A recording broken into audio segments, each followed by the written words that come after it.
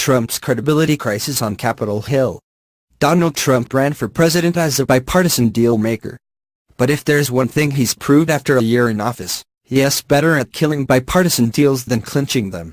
On the cusp of a deal for the second time with Democrats to enshrine protections for 700,000 young undocumented immigrants, Trump once again destroyed the underpinnings of the potential agreement.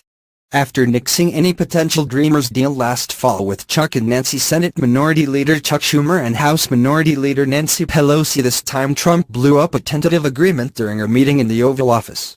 He used racially charged language and later publicly mocked Senator Dick Durbin, D.L., who had said Trump told him just hours earlier they had an agreement. So now, instead of securing a bipartisan deal to fund the government and help a large group of immigrants that Trump said deserved compassion, the president and Republican Congress are scrambling, yet again, just to keep the government open.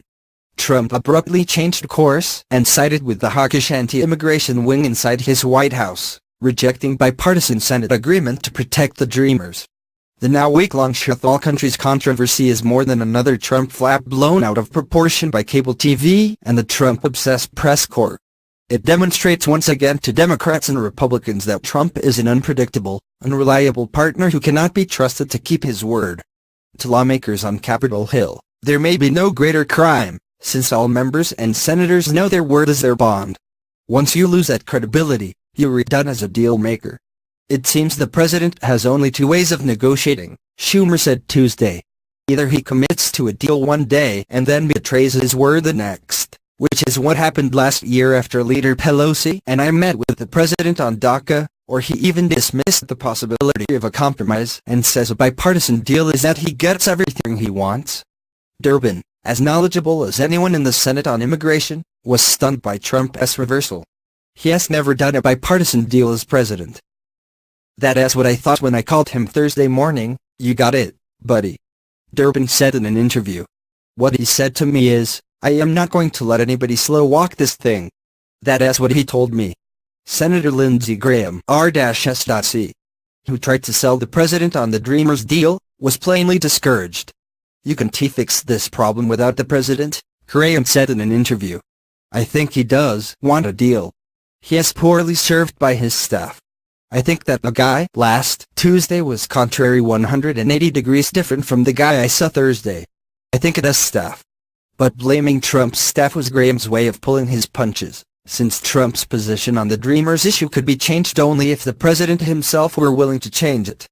Trump's apparent change of heart on the Dreamers agreement reached by Durbin and Graham might be the president's only chance this year for a momentum-changing reach across the aisle on a signature issue. And lawmakers know they can go only so far without him. There's going to have to be a specific plan that the president approves of before Senator McConnell puts it on the floor, said Senator John Cornyn, R. Texas, who is involved in the two's group of deputy leaders, to try to find an immigration compromise. With just 3 days to go until the federal government runs out of money, there is a real question whether Trump and GOP congressional leaders can muster the support of enough Republicans to avoid a shutdown. Democrats appear ready to stand aside at least in the House to see whether the GOP majority can actually govern on its own.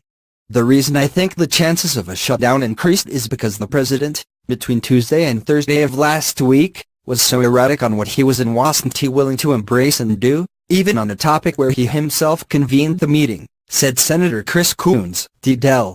There's also another problem for Trump. After the partisan battles of 2017, in which Trump and Republicans pushed through a Supreme Court nomination by changing Senate rules, failed to repeal Obamacare because of GOP opposition, and rammed through a $1 trillion tax cut without any Democratic votes, his legislative agenda for 2018 is now in tatters. And that's just 10 days after Trump declared he was hoping this year would be different from the last. We hope that we're going to be able to work out an arrangement with the Democrats. It's something, certainly, that I'd like to see happen, Trump said at a January 6 news conference following his recent GOP-only Camp David retreat.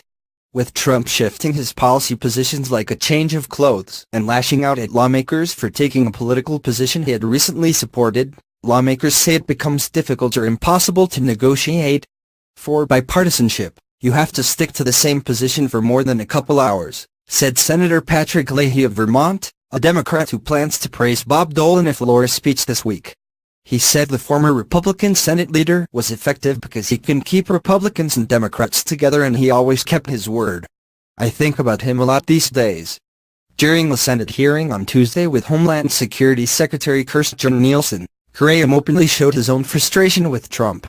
Graham has worked hard to build a relationship with Trump after clashing with him during the South Carolinian's short-lived presidential campaign. He and Durbin thought there was a deal with Trump, only to see the rug pulled out from underneath them. What happened between 10 and 12? Graham asked of Thursday's about faced by Trump. Earlier, Tuesday, we had a president that I was proud to golf with, call my friend, who understood immigration had to be bipartisan. You had to have border security as essential, you have border security with a wall, but he also understood the idea that we had to do it with compassion. I don't know where that guy went. I want him back. Senate Majority Leader Mitch McConnell, R. Kentucky, who has had to deal with Trump's skittishness firsthand, went to the floor on Tuesday calling the threat of a shutdown a manufactured crisis. McConnell cited a federal judge's ruling preventing Trump from shutting down the DACA program, at least temporarily, as enough of a reason to avoid a government shutdown on Friday, when funding runs out.